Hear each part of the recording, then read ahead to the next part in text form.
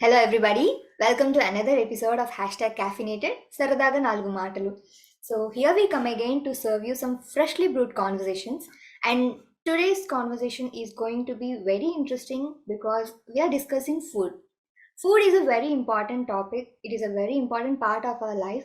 But are we dealing with our diet properly? So, to discuss the same thing, we have Miss Swetha Ashok with us. But before welcoming her, I'm Vidya. And I'm Yash. Let the talks begin.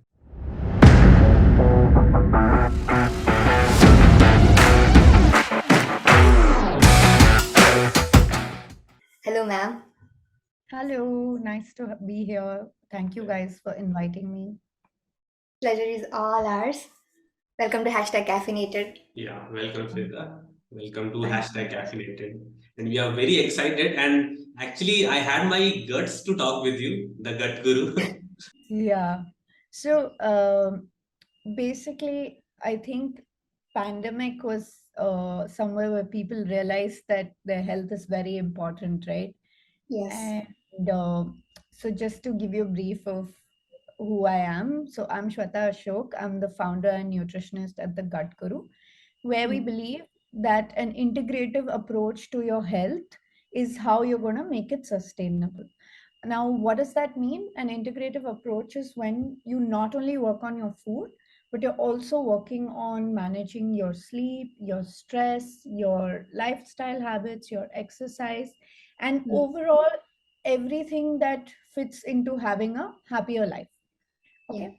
So, what I generally help with is digestive wellness. We work on medical conditions like PCOS, thyroid, diabetes. Um, Recently, we have started a lot of work on helping women understand their own menstrual cycle, as well as understand helping them understand how to deal with it and have a pain-free period. Okay. Mm. And one of our segments is to help you understand how to manage your weight. It could be weight loss, it could be weight gain. Mm. And the main thing that I love focusing on is your mental and emotional health, because without having, I wouldn't say that you will always come with a strong mental and emotional health. We all have to work towards it, right? Sure, But sure. if you work on that, automatically everything else falls into place, be it your work, be it your physical health, be it any goal that you have in your life. So Mm. that's what we focus on in at the Gut Guru. It's not just about here's your diet plan and follow these foods. It's also about integrating a better lifestyle into you. That's great, So actually. that sounds actually very fascinating because you deal with a lot of different topics related to health, and the present scenario is that every other person needs that support, needs that Yeah. guidance, and needs that Yeah. guru. Actually, Yeah. you are doing a great job. Thank you so much.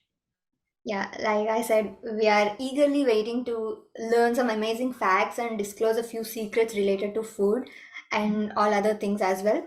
So, I'll go with the first question. Like you said, the lifestyle has completely changed post pandemic mainly. So, Hmm. how is the food affecting the lifestyle? Food and lifestyle go hand in hand. Either your lifestyle affects your food choices or your food choices affects your lifestyle, right? Hmm. So if you start eating cleaner, you will see that you are going to have a happier lifestyle because our hormones in the body start balancing out better. Okay. And if you start having a better lifestyle, which means that you're kind of working on your stress, you're working on your emotional health, you're working on sleeping on time, which most of us do not do anymore, right? It's all about, sometimes people are working till 3 a.m. because we don't know how to set boundaries for ourselves, right?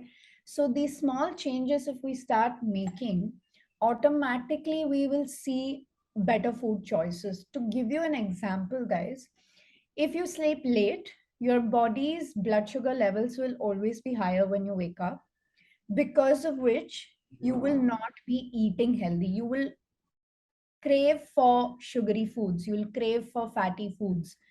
So anything, when you wake up the first thing in the morning, if you're tired, your body needs that glucose. So, and if things aren't prepared for you, what will you do? you will obviously reach out to the easy food that is available, right? It could be the cereals, it could be that there's some form of chocolate chip cookies left over from the previous night, right? So this is how your food and lifestyle, they come together. They're not something that we can work on separately. Both of them affect each other. So it's very important to kind of work on both aspects. And I believe that you need to work on them slowly. Don't, this is something that I've observed. You guys can correct me if I'm wrong, but people are in both extremes. Either they want to get fit tomorrow, or they don't want to get up from the couch at all, right? True. There's no middle ground to things. So if you start slowly working on your habits and integrating both food and lifestyle together, you will find a middle ground, and it'll be easier for you. It'll be more stress free, instead of panicking when you are having to do a lot of improvements. You'll be able to take it slow, and you'll be able to manage better. So that's why it's important to work on both the food and the lifestyle together. Make That sense? matters a lot. Yeah, totally. Okay, so my next question is actually very basic question. I think we use those words in our day-to-day life. We talk a lot of them, lot about them, but one thing that we miss is the difference between them. So, what is the difference between the word nutrition and calories, nutrients and calories? So calories are what you get from eating the food once the food is digested, and the energy that is like the expenditure of the energy that happens is eventually turned, like the calories turn into energy. Okay. But what are nutrients? Nutrients are what are available in your food, which is what we need to focus on. So my approach is towards eating nutrient dense foods instead of calorie counting. Okay. Okay. Now, let me explain this with an example. You can have a cookie which is of say 150 calories. You can have an apple also which is of 150 calories. Okay. In a bad state of mind, what would you choose? You will choose the cookie. You're getting the same amount of calories, but it's unhealthy. So if we chase calories, we might not actually be doing the right thing for our body. Okay. Whereas if we are working on eating foods which are dense in nutrients, not only, carbohydrates, fiber, fats, protein, these are major things that people focus on. We have to also focus on micronutrients, which are your vitamins and minerals that come from your vegetables and fruits. Okay. So a combination of everything and bringing a balance to your food will help you have focus on a nutrient dense principle than focusing on counting every small thing that you're eating, because in the long term it's not sustainable. You will be able to count your calories for a month, for 2 months, but if you have to do this say 5 to 6 years down the line, it's something that you won't be able to do. So that's why it's important to understand that every focus cannot be on, oh, today I've eaten 350 calories in my lunch. Maybe I need to, if I've eaten like 50 calories extra, I need to go exercise and burn this out. So this mentality unfortunately stops us from taking it easy, and we tend to develop the stress due to it, and then we're actually contradicting our own healthy process. So always focus on the amount, the quality of nutrients that you're taking in compared to the quantity of food that's going in your body. Can you talk about some very popular myths? One of the most popular myth is that rice makes you gain fat. I think all of us have heard this. Mm. But if you see now, all three of us over here, South Indians, rice is a primary food source Yes, for us. Exactly. yes. Tomorrow, if I ask a South Indian to stop rice, okay, completely because of the whole thing that it makes you gain fat, how do you think we will get affected mentally? It's going to stress us out, right? So that stress is going to make you gain more fat than what the rice actually does. Okay.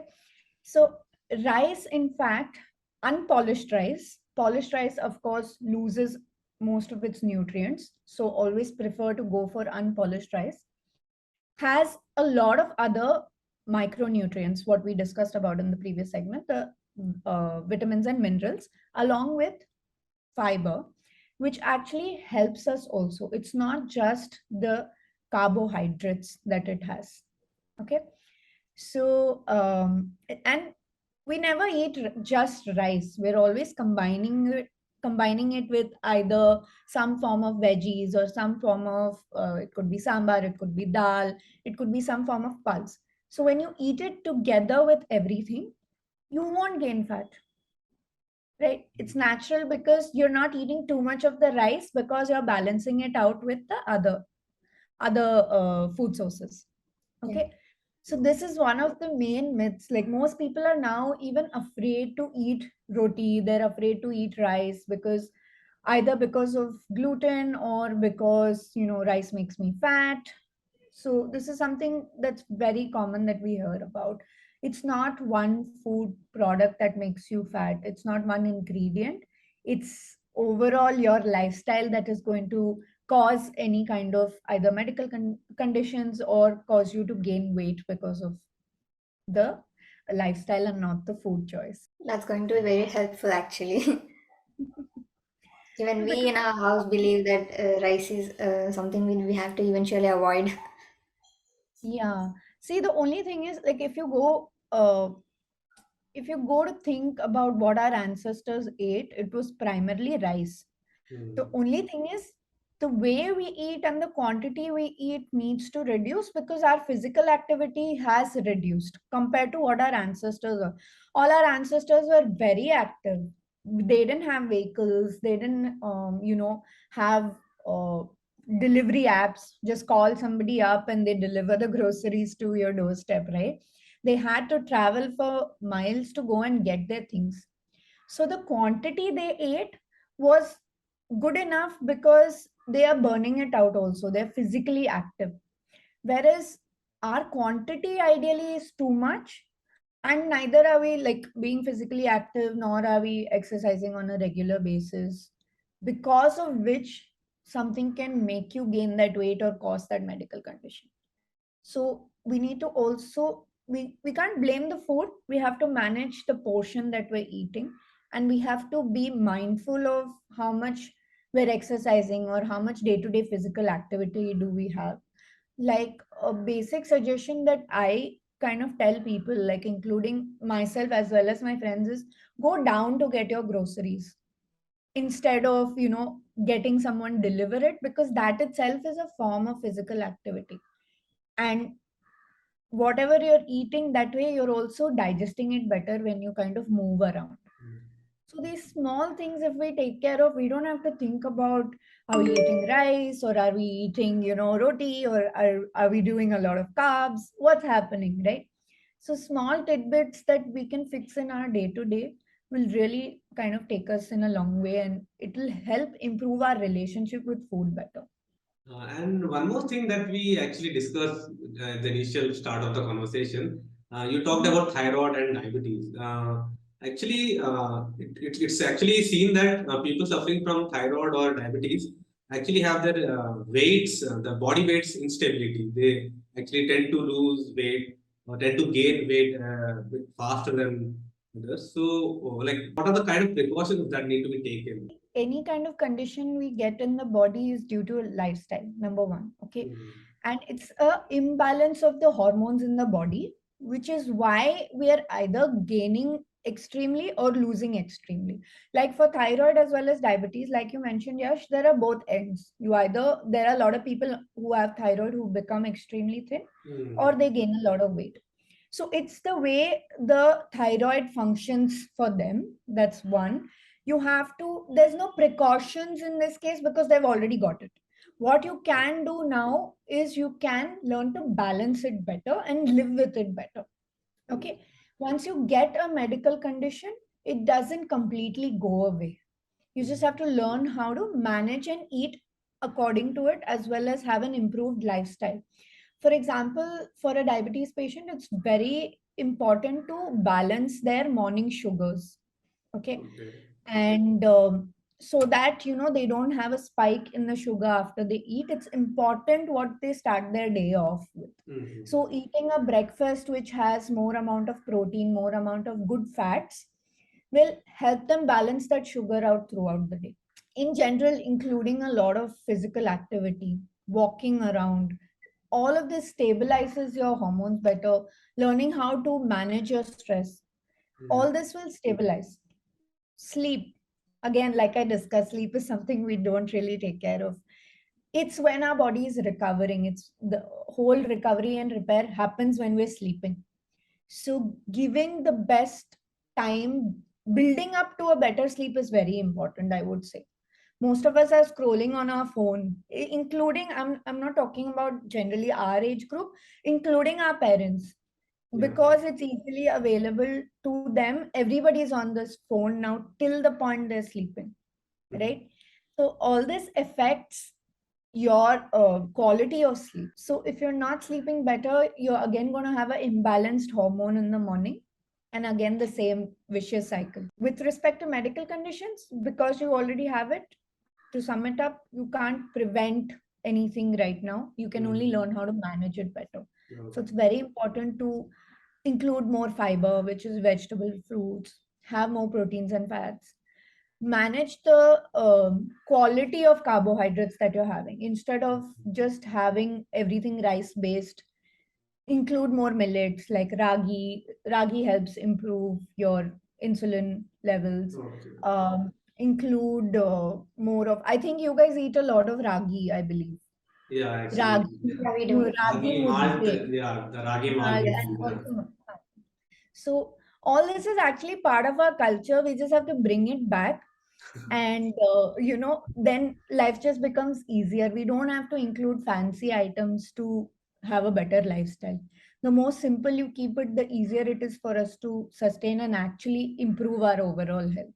And speaking about physical activities, how important these physical activities are, yoga and exercises are very important. These are the things that we've been listening since we were kids. Yet, most of us are very lazy to practice them. So, what are the disadvantages, or what are the things that might come up if we don't practice these physical activities, or how important are they? So everything is important, but everything in moderation. Like, we have this whole concept of, let's start, it's a Monday, right? Let's start, it's a Monday, it's a fresh week, I'm super excited. But how long does that excitement last? It doesn't last for very long when we suddenly get into doing a lot of things. Like, say I've not worked out consistently for the past 3 months, okay? And I've decided that it's a new week, I'm going to go to the gym. I'm going to lift this, lift that, do 10 burpees, I don't know, 5 minute. I'm going to try 5 minute planks. What will happen is tomorrow I'll have so much body pain that I'm not going to go to the gym again, right?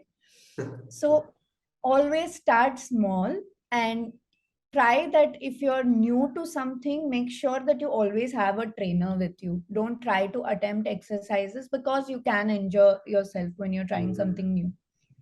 Twice a week, plan something out for you. And if you're not, if say you don't have time at all, you are very busy, even a 45-minute walk, either in the morning or evening, is something that can at least get you started and get your body started.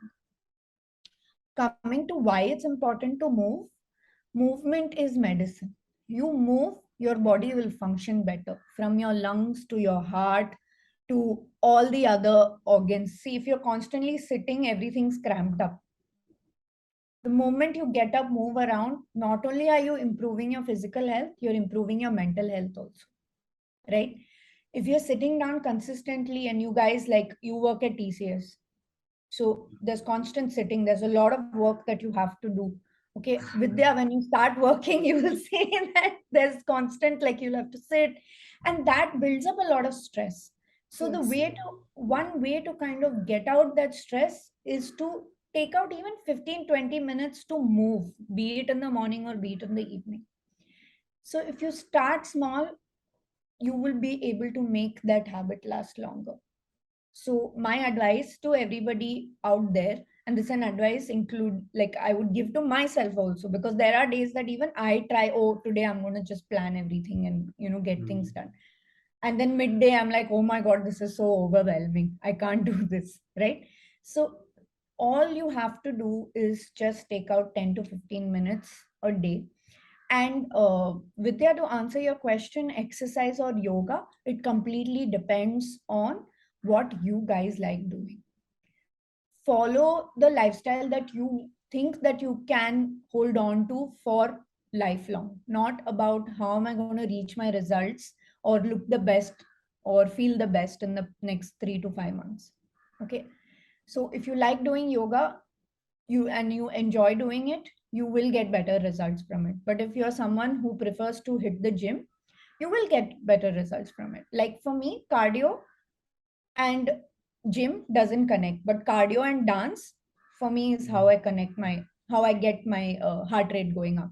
Okay, so like if you ask me to do 15 burpees right now, I'll be like, no thanks, let's just kind of cut this conversation, right?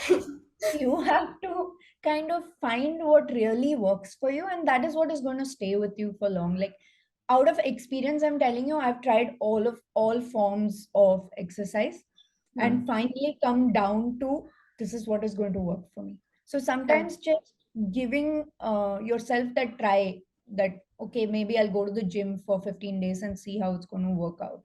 That itself will tell you, is this for me or not for me? But it's very important in whatever form you do your exercise.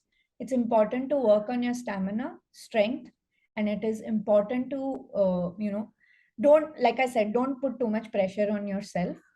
Start with 10 to 15 minutes of whatever you want to do. Oh, that's a beautiful kind of schedule, or what I should say, a timetable you structured for all the people or the listening out there. So I'll be that's noting that. beautiful, I'll right? be noting that. Yes, totally. Yeah.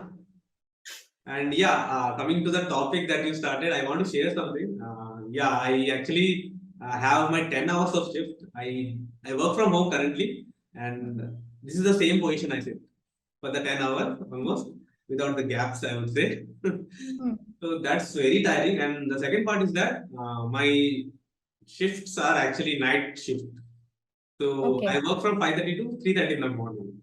So Okay. my sleep is completely disordered. Right. But So that is yeah. completely fine, right, Yash? Like each of us have different lifestyle. We have to learn how to manage things in our lifestyle. If we try to do something completely out of the, out of the blue, which is not going to fit into your lifestyle and your work schedule, you'll not be able to maintain it. So for you, in your case, it makes sense to sleep in the first half of the day because the sleep is also important. So you might not be someone who wakes up at 6 in the morning or 5 in the morning, which is okay because you're sleeping at 3:30 or sleeping at 4, 4:30, right? So you have to find how to kind of plan your day out based on what your schedule is. But what is very important is don't sit in one place for 10 hours. Okay? So think of it this way, like let me explain this in a car term. If you don't take out that car from the parking lot, okay, and it just lies there for 3 4 months, what do you think is going to happen to it? It won't start, right? Exactly. There will be rusted parts. Things will be more difficult to start it off, right? Our body is the same way. If you sit in one place, so if this is you, you're sitting like this, your joints, your hip, all this will lose its mobility. So even like while you're working, just 30 seconds, get up, do basic stretches and kind of move your back. Your spine is everything for you. There's a reason we as um, mammals have evolved to stand, and we're not like our other beings, right? We, or monkeys, where we're sitting like this, we're like this. So if you want good spine health and good your joints to be strong, it's very important to move. So again, the whole thing is ki, don't put that much pressure on yourself that, oh, I'm sitting 10 hours, I need to get up, I need to work out. It's not that 1 hour of exercise, it's throughout the day, how active are you. So ideally every 45 minutes that you're sitting, you should be standing up and moving around. But if it doesn't happen, at least set an alarm for 1 hour, 2 hours, where you're just getting up from the chair, doing basic stretches and sitting back. So that is something that everyone who doesn't have the liberty to kind of, like, I have the liberty, I can shut my laptop and go take a nap if I want, but if anyone who is working for somebody else, we tend not to have that liberty to get up and do what we want when we want, right? But it's very important you take out that 30 seconds to 1 minute for yourself. It's not going to affect, in fact, it's going to improve the way you work for the next 4 to 5 hours. Exactly. So always remember that those basic things you should keep in the mind. Sure, sure. And I I will think I I will note message this you on thing. Instagram now. I'll be like, okay, Yash, are you getting Cool. have you gotten up today?